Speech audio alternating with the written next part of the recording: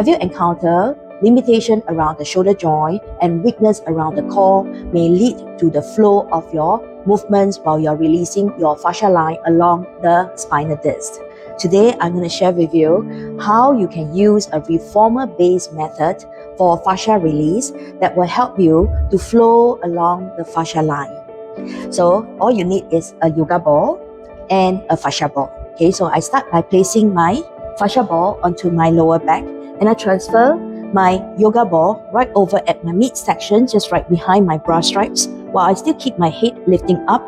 I transfer my hand to support my head a little bit, and do not pull the head. Bring your heels closer to your buttock. These heels must stay in the buttock, head must lift, lock your neck, and then you start to use your back to move the big ball, and then the small ball will move.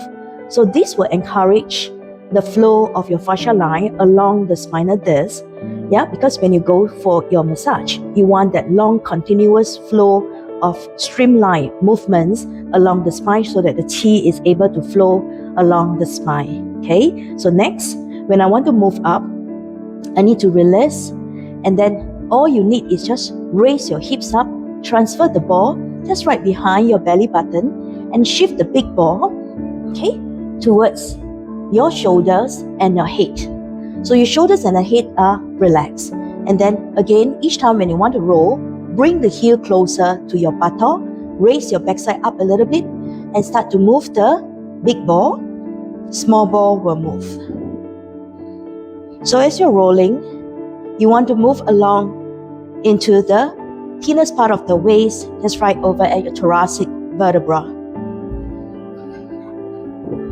Then next, lift out, transfer the ball right over at the back of your bra cup, rest the head down, bring your feet closer to you again, and then draw the hands out or cup your palms here, or you can bring your hands here. Then you start to roll with a more relaxed shoulder joints, less taxing onto your core. Okay, so on the last one, arrange two balls, 1 and 2, and place your palm right in the center where this is the line of your spinal disc is. Right, then I start by tracing my scapular wing, okay, which is the scapulae. Then I rest my head down and draw my yoga ball right over at my sacrum. Okay, so I start by bringing up my hands. When my hips move to your right, my shoulders starts to move to the left. When my hips move to your left side, my shoulders starts to move to your right. So this is where you need to just try to move your body into a S shape. Okay, so creating a S alignment where it helps to move along and massage into your scapular wing.